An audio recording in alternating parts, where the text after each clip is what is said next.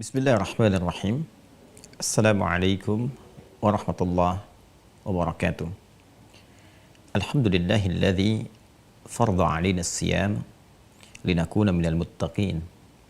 Wassalatu wassalamu ala Rasulillah afdhalil anbiya'i wal mursalin.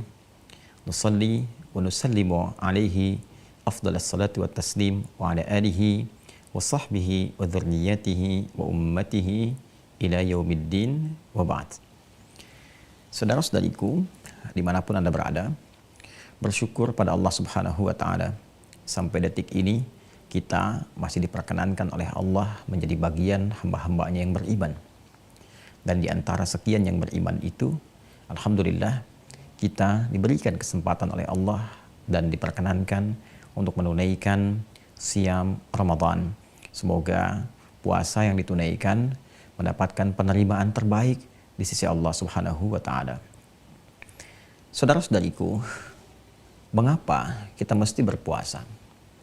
Apa yang penting di balik siam Ramadan ini sehingga Allah menurunkan kewajiban dan menanamkan dalam kewajiban itu pesan yang kuat agar menunaikan puasa dimaksud dengan cara yang sempurna, semampu yang bisa kita lakukan, bahkan lebih baik dibandingkan generasi terdahulu yang juga pernah menunaikan ibadah siam. Ketika perintah puasa diturunkan oleh Allah di hari Senin di bulan Sya'ban di tahun kedua Hijrah dengan turunnya surah kedua Al-Baqarah ayat 183 agar ibadah itu ditunaikan di bulan Ramadan, Allah berfirman, "Ya ayyuhalladzina amanu kutiba alaikumus siyam kama kutiba 'alal ladzina min qablikum la'allakum tattaqun." Hai seluruh orang yang beriman tanpa kecuali, mulai saat ini diwajibkan atas kalian menunaikan ibadah siam di bulan Ramadan nanti, sebagaimana generasi terdahulu juga mendapati kewajiban itu. Puasa ditujukan dengan harapan kalian semua dapat meningkatkan takwa. La'allakum tattaqun, diharapkan kalian semua dapat bertakwa. Itulah penutup dari ayat 183 surah Al-Baqarah yang memberikan kesan yang dalam kepada kita semua akan hakikat Ramadan, tujuan ibadah puasa. Jika ada yang bertanya, kenapa harus puasa? Apa pentingnya Ramadan? Maka Al-Quran menjawab, dengan menunaikan puasa Ramadan itu, kalian memiliki peluang untuk meningkatkan takwa. Pertanyaan selanjutnya, apa itu takwa? Apa pentingnya takwa? Apa pengaruh takwa dalam kehidupan sehingga saking pentingnya takwa ini harus dilatih dalam ibadah Ramadan? Dan hadirnya Ramadan didesain untuk melatih pribadi kita agar menjadi insan yang bertakwa. Hadirin, takwa secara singkat adalah akumulasi dari karakter moral, kumpulan-kumpulan sifat baik yang hadir dalam jiwa setiap manusia, dan dari pancaran karakter moral inilah kemudian akan mengeluarkan sifat-sifat yang dieksekusi oleh bagian tubuh kita menjadi sikap yang mulia dari ujung kepala sampai dengan ujung kaki. Jadi mata kita akan melihat yang mulia bergantung kepada bagaimana kondisi jiwa kita memberikan instruksi kepada mata untuk menatap. Lisan kita bisa bertutur yang mulia, itu bergantung pada keadaan jiwa kita yang memberikan petunjuk kepada lisan untuk bertutur. Demikian telinga saat mendengar sampai ke ujung kaki saat melangkah. Pusat instruksi, pusat yang memberikan sinyal, pusat yang memberikan perintah kepada bagian tubuh kita untuk bersikap, bertindak, berperilaku yang baik, itu yang disebut dengan takwa. Karakter moral yang memberikan instruksi kepada bagian tubuh untuk melahirkan karakter kinerja. Ini yang dimaksud di Quran surah ke-91 Asy-Syams di ayat 7 sampai dengan 10 itu. Wa nafsin wa ma sawwaha fa'alhamaha fujuraha wa taqwaha. Qad aflaha man zakkaha wa qad khaba man dassaha. Dan aku bersumpah, kata Allah, demi setiap jiwa manusia yang disempurnakan penciptaannya. Menjadi sempurna jiwa itu saat roh masuk ke dalam jasad fisik setiap manusia. Ditiupkan sejak usia 4 bulan dalam kandungan itu. Berkembang sampai dilahirkan. Dididik, dirawat, dan mendapatkan pengaruh dari lingkungan. Jiwa kita di dalamnya berisi karakter moral. Di antaranya yang disebut dengan taqwa. Fa'alhamaha fujuraha wa taqwaha. Takwa itu puncak akumulasi sifat baiknya, fujur adalah katalisnya.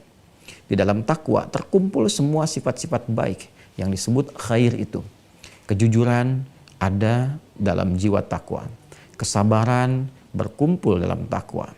Rendah hati hadir dalam takwa. Demikian seluruh sifat baik, sifat khair terakumulasi, tersimpan dalam satu bagian jiwa disebut dengan takwa. Sedangkan fujur itu katalisnya yang didesain untuk mempercepat sehingga sifat-sifat mulia itu bisa keluar. Dan bentuknya adalah lawan langsung dari sifat takwa. Jika di takwa ada jujur, maka di fujur itu ada dusta.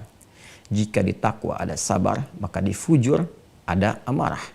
Jika di takwa ada rendah hati, tawadhu, maka di fujur ada sombong. Allah menciptakan amarah bukan ingin menjadikan manusia pemarah, tapi untuk mempercepat, melatih supaya sabar itu muncul ke permukaan. Bagaimana mungkin ditemukan sabar kalau tidak ditemukan amarah? Seperti tidak ditemukan bersih kecuali ada kotoran. Qad aflaha man zakkaha. Sungguh kecenderungan hidup manusia akan dekat pada kebahagiaan, ketenangan, ketentraman, kesuksesan ketika mampu menyucikan keadaan jiwanya itu sehingga yang keluar itu selalu sifat baiknya, takwanya. Mencuci bukankah menghilangkan kotorannya sehingga tampil bersihnya? Jadi kotoran itu desainnya hadir untuk menghadirkan bersih. Karena tidak mungkin mencuci itu dilakukan, bersih itu muncul kalau nggak tampak kotoran sebelumnya. Karena itu diciptakan kotoran bukan ingin membuat satu benda menjadi kotor, bukan. Tapi sesungguhnya menjadi tanda agar kebersihan itu bisa lahir. Fujur, sifat-sifat kontrasnya, sifat-sifat yang terlihat nampak seperti negatifnya, tercipta bukan untuk menjadikan manusia memiliki sifat negatif, berperilaku yang negatif. Tidak, tapi lebih kepada untuk menjadi katalis takwa supaya ia muncul ke permukaan. Karena itu berbahagialah siapa yang bisa melihat hal-hal yang terlihat seperti buruk di hadapannya negatif dengan cara pandang melatih yang baiknya supaya muncul. Jika melihat yang sedih, cari lawannya untuk menggembirakan. Jika ada yang cemberut, cari lawannya untuk memberikan senyuman. Jika ada terlihat nampak perbuatan dusta, itu sinyal bagi kita untuk menampakkan kejujuran. Demikian selanjutnya. Maka siapa yang mampu mengoptimalkan sifat takwa ini, mengeluarkan semua sifat-sifat baik dalam nafasnya, ditembuskan pada kolbunya, diteruskan pada sodrunnya, lalu ditembuskan kepada akalnya yang sepersekian detik diinstruksikan kepada seluruh bagian tubuhnya. Dari jiwa yang baik itu ditembuskan ke mata, maka mata akan memandang yang baik-baik saja. Ketika yang dipandang tidak baik, mata segera berpaling atas instruksi dari jiwa takwanya.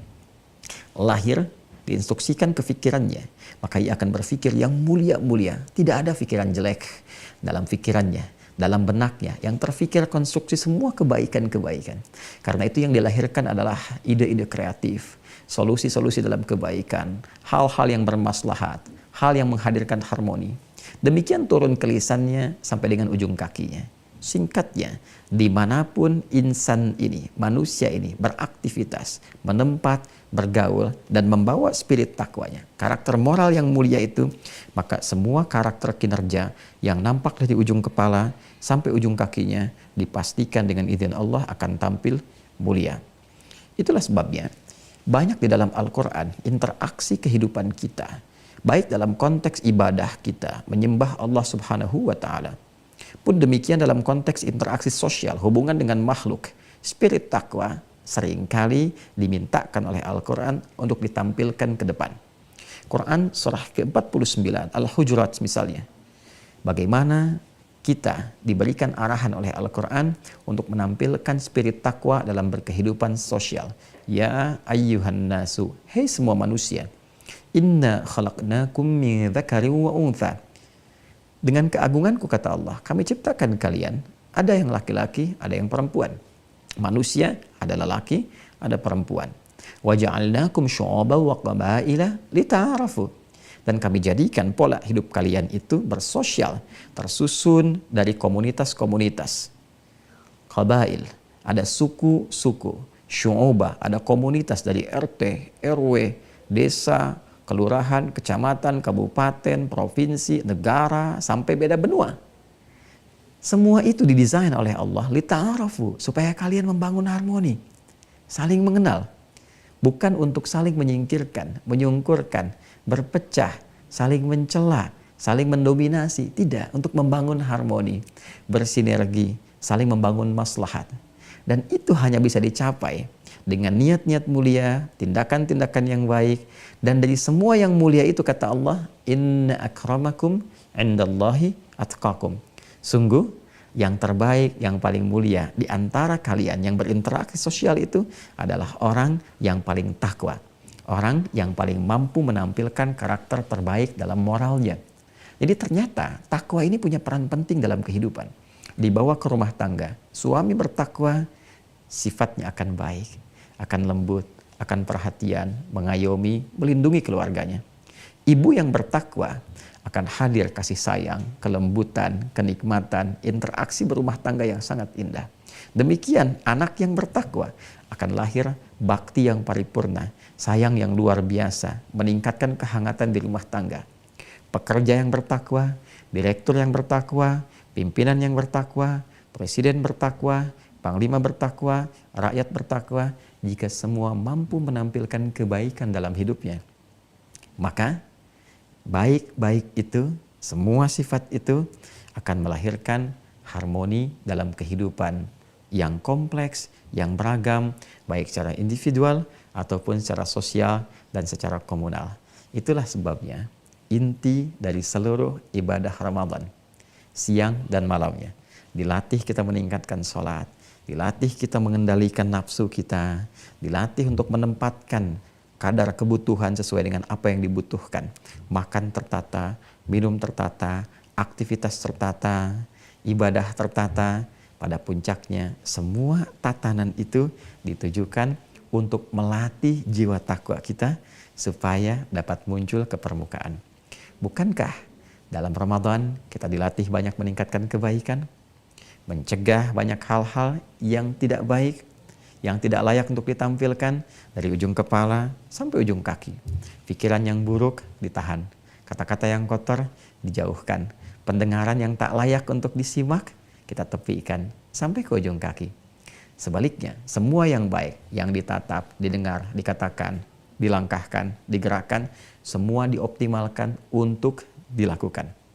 Karena itulah puncak takwa akan melahirkan satu perisai terbaik yang mencegah dari keburukan, disebut dengan junnah, dan saat yang bersamaan mengoptimalkan karakter kebaikan yang mendekatkan kita kepada jannah. Hadis Nabi sallallahu alaihi wasallam, as-siyamu junnatun.